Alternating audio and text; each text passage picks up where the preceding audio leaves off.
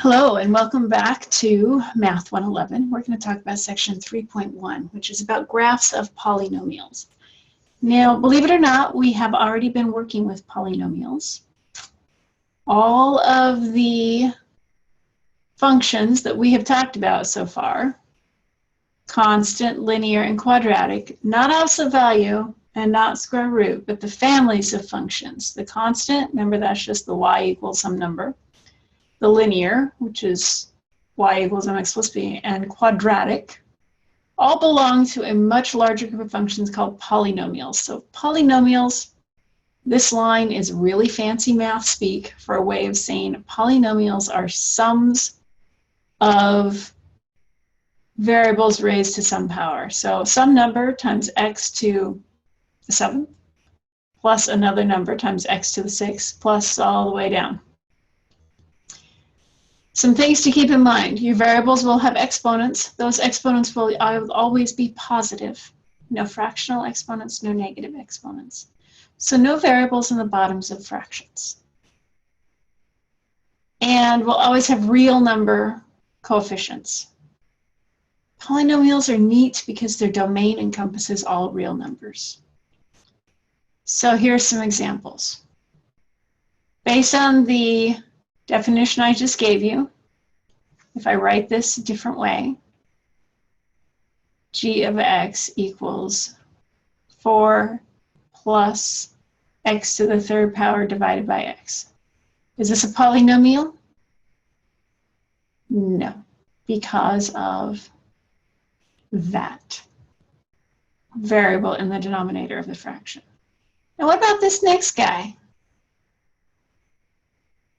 P of x equals 4x plus x to the 3rd all over x. Your first instinct may be to say no, but if we simplify this simplifies to 4 plus x squared, and that is a polynomial. Okay, this guy is not. This guy is. Absolute value is not.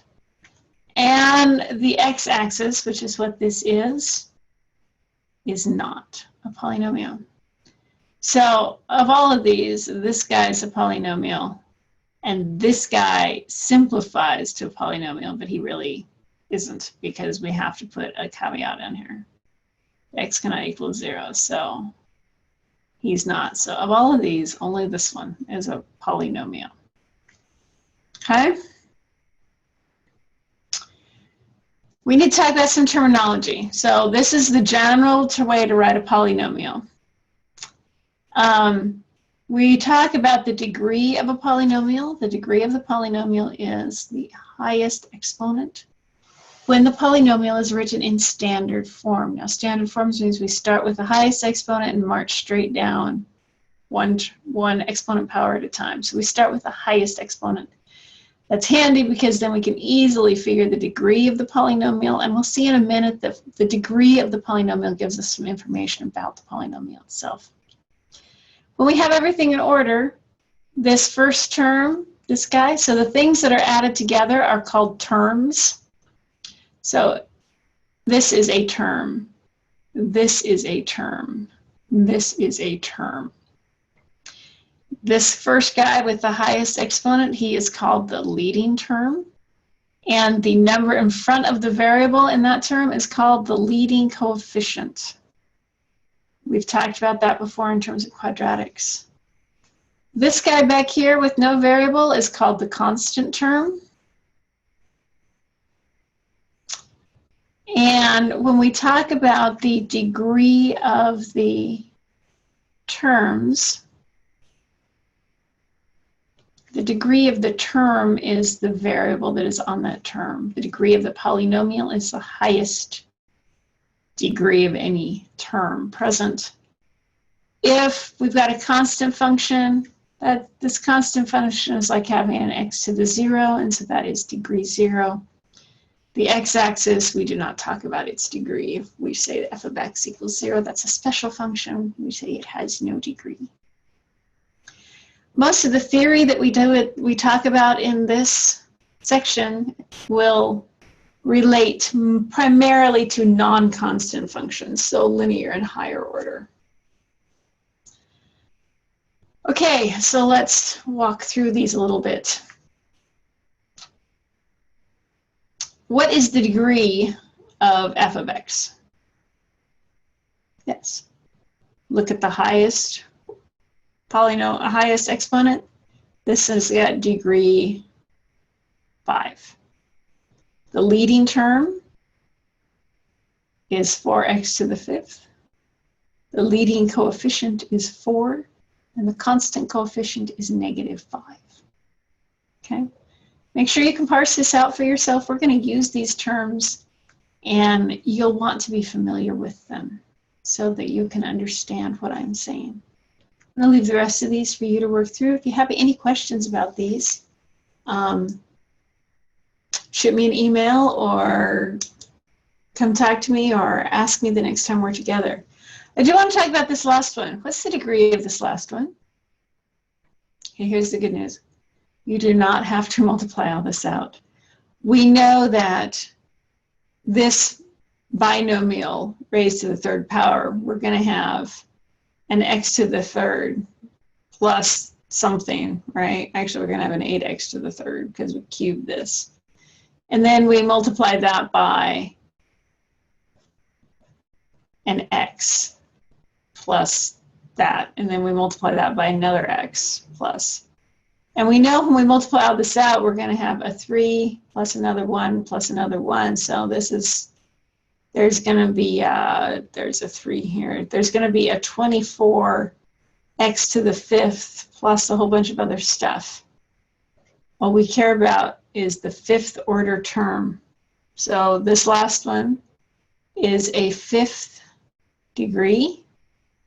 The leading coefficient is 24, and I just took that, I got that by multiplying 3 by 1 by 2 to the 3rd power.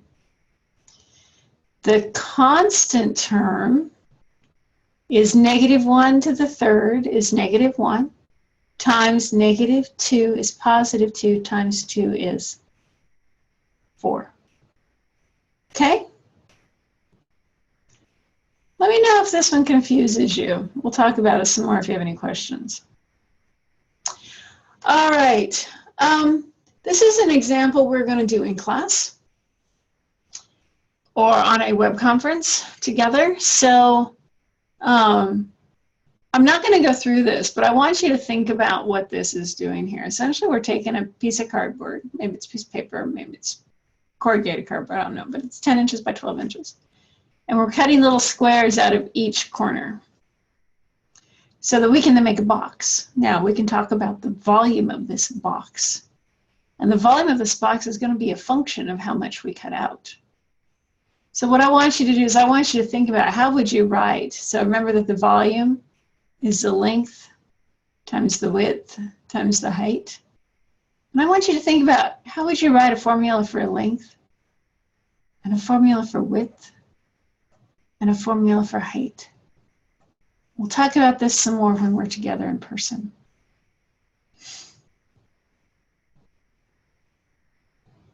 And so if you did that correctly, then if you graph your function, you'll see that you get kind of this shape, and you'll see that there is a maximum volume. But we will work this together in class or a web conference. Check if you're in class.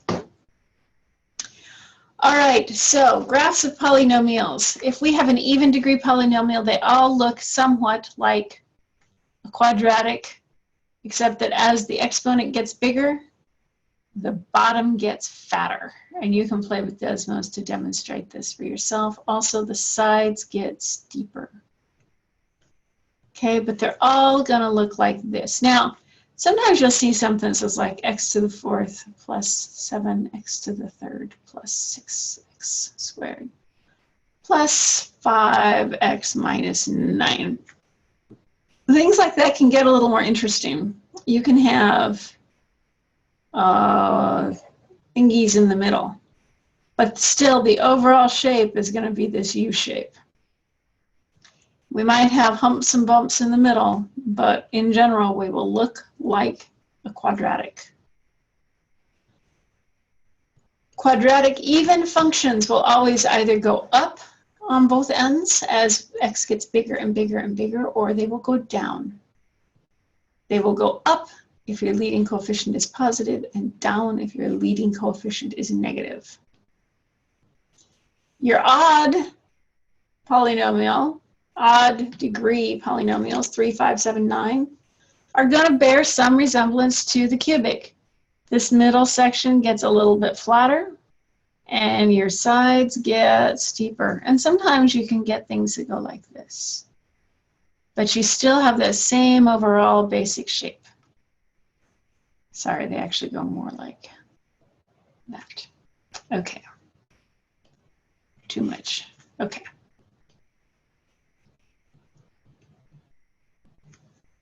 For your end behavior, if your degree is odd, there's going to be one falling leg and one climbing leg.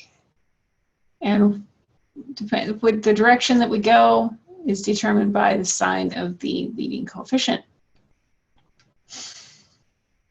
So in general, the end behavior of your polynomial, no matter how complicated it gets out here, will look like the leading coefficient. So if you want to know basically what your polynomial is going to look like at the far extreme values of x's, do a quick check on just the graph of y equals whatever the leading term is.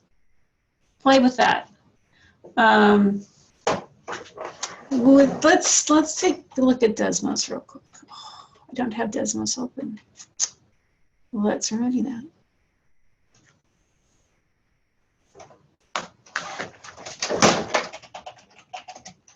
So what I just told you was that the end behavior, and the end behavior means what happens at the far positive and negative extremes of a polynomial.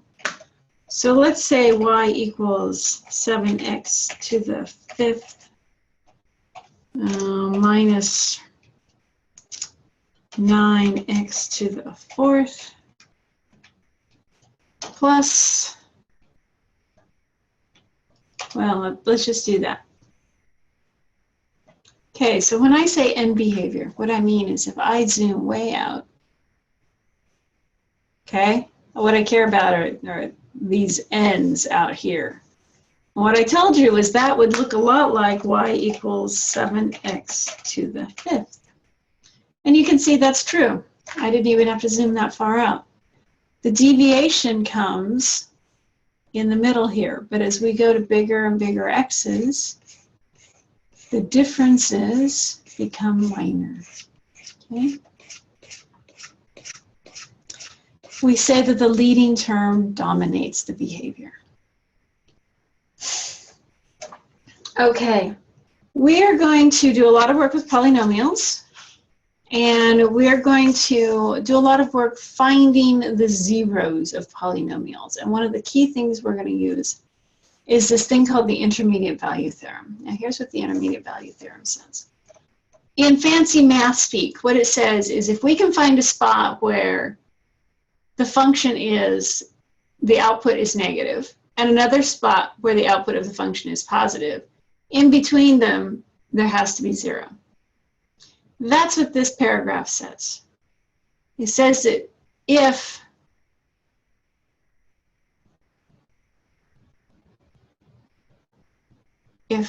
one functional value is negative and another functional value is positive, then in between them, we have to have a 0.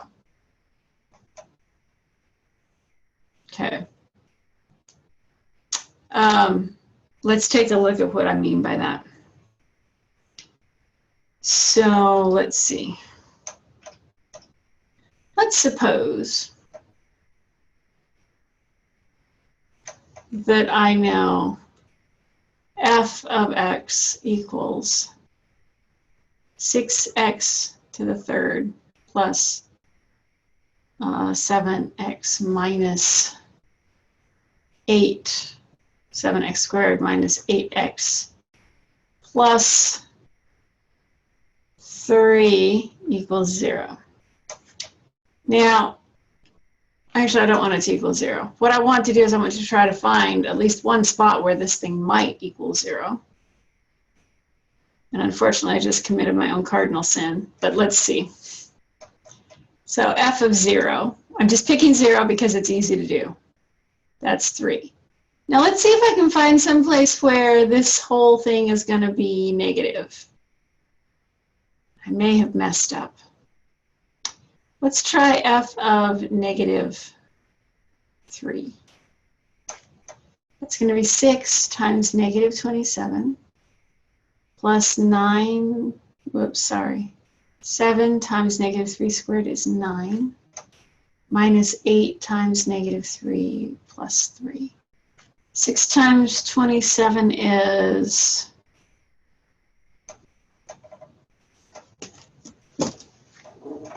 I don't know.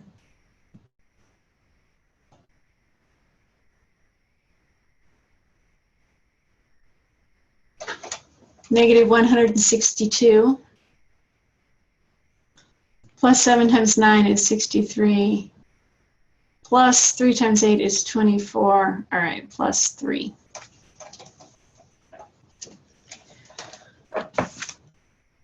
Okay, let's add those together.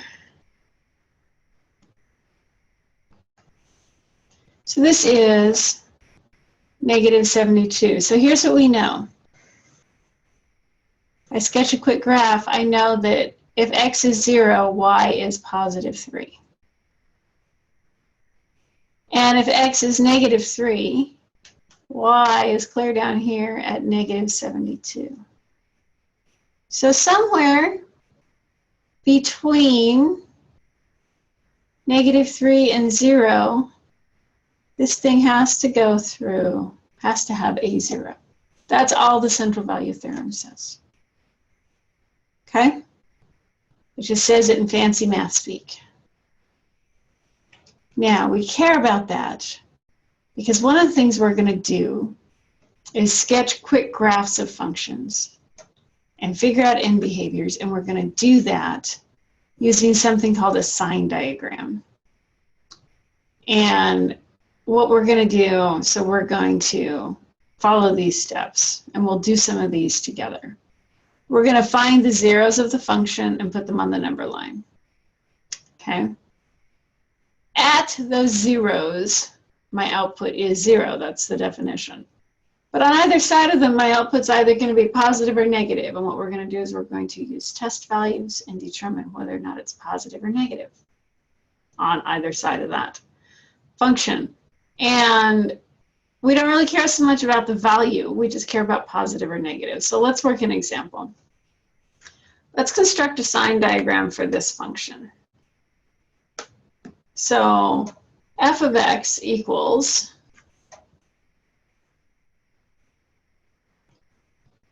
x to the third times x minus 3 squared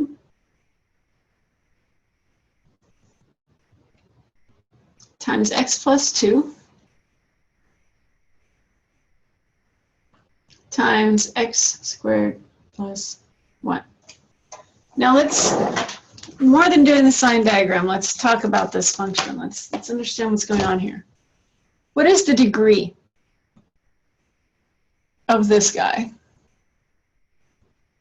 Well, I've got 3 plus 2 is 5, plus 1 is 6, plus another 2 is 8. What is the leading term?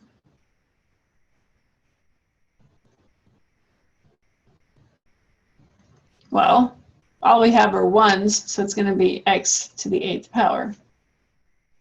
So we know this thing is going to look something like this. My leading coefficient is 1, it's positive, so this guy's going to open up.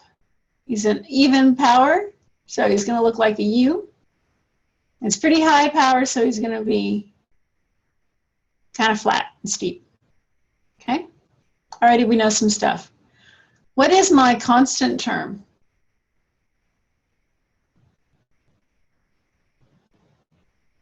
Well, I've got negative 3 squared is 9, times 2 is 18, times 1 is. So my constant term should be 18. All right, not so bad. Now, I want to sketch this guy's graph. We're going to sketch the graph. And here's what we do. We put a number line on. Oops.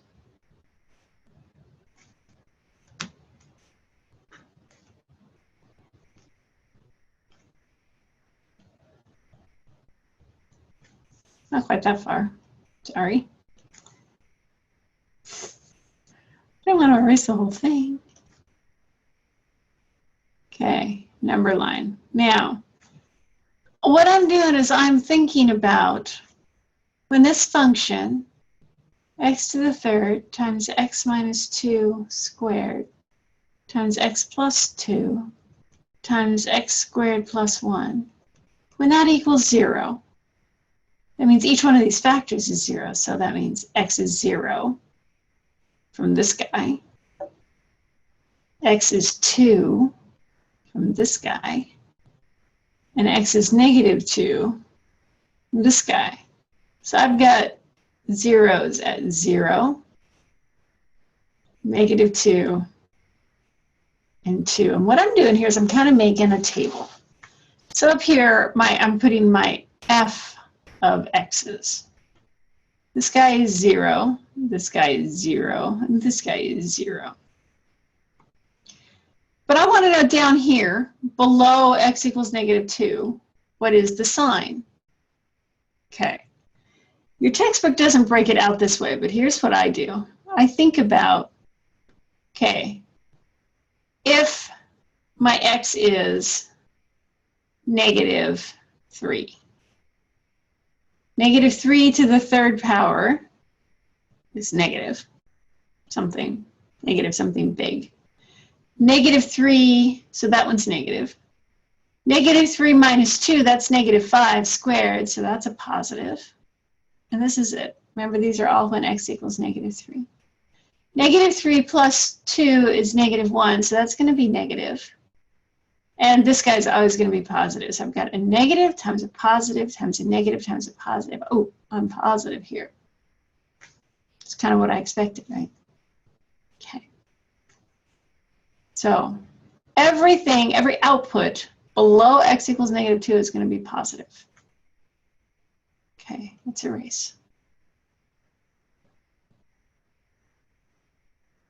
So let's move to this region between negative 2 and 0. We can pick any value we want between but not including negative 2 and 0. So let's try x is negative 1. At negative 1, negative 1 to the third power is negative. Negative 1 minus 2 is negative 3 squared is positive. Negative 1 plus 2, oh, that's positive, and this guy's always positive. So in between here, I'm going to have a negative. So I've got a negative times a positive times a positive times a positive. Okay. Once I get on the positive side of the x-axis, well, this is going to be positive, and we're going to be positive here. There's no way to make anything negative. Wait, whoops, wait. Yes, because this guy's squared. Okay. So, in terms of a rough graph, what's that mean?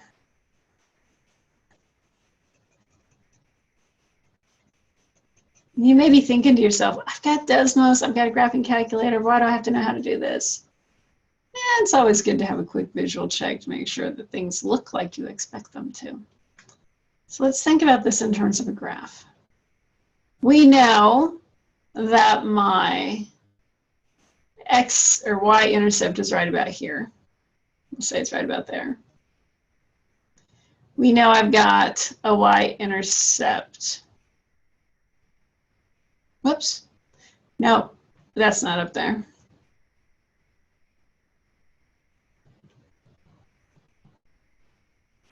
I have no constant term. I lied to you up here. See this x to the third out here? That means I don't have a constant term. Okay, no constant term. So I've got, I know we cross or touch the x-axis at 0, at -2, and at 2.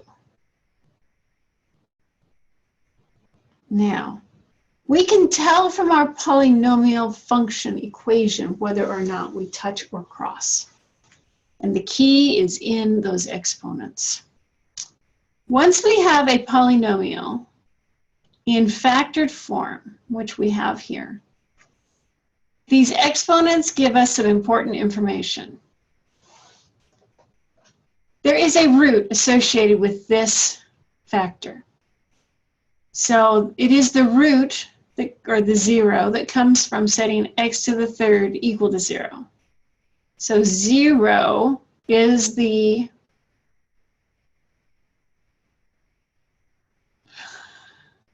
root, the 0. X equals 0 is the functional 0 associated with this factor of x to the third. Now, more than that, we say that because there is a 3 exponent here, we say that 0, so the roots are x equals 0 with multiplicity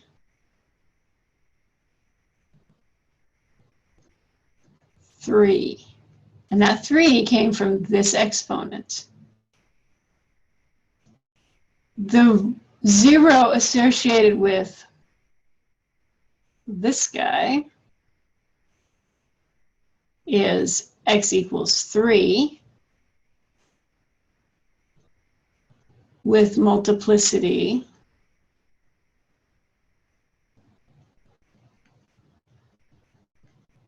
of 2, because its exponent is 2. Now, there is also a root of -2 associated with this x plus 2 factor, and it's got multiplicity 1.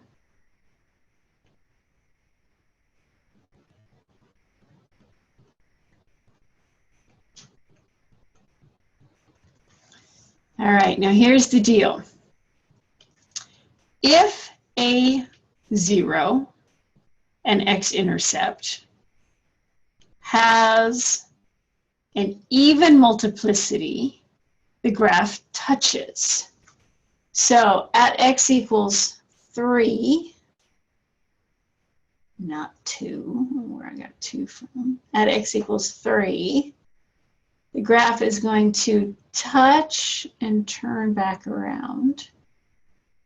At 0, it goes through, and at -2, it goes through. So the rough graph of this thing looks something like this. We can use Desmos to get a much better picture. And the better picture looks like, so f of x equals x to the third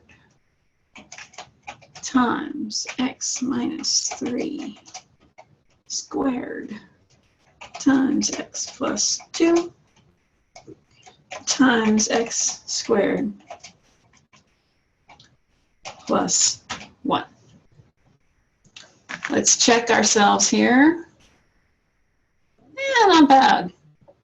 Although it's, so you can see that we don't ever, so that turning point, there's a turning point down here.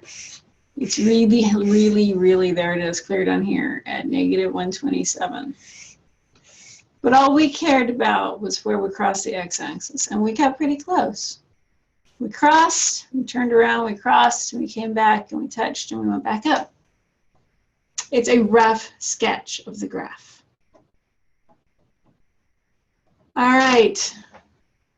This is another example. See if you can get to this rough sketch. See if you can figure out why this thing has got degree 3 and its leading coefficient. Find its leading term and leading coefficients. All right, that's it for today. Have a great night, day, afternoon, morning, whatever it is for you when you are watching. Do good math, and I will see you all soon.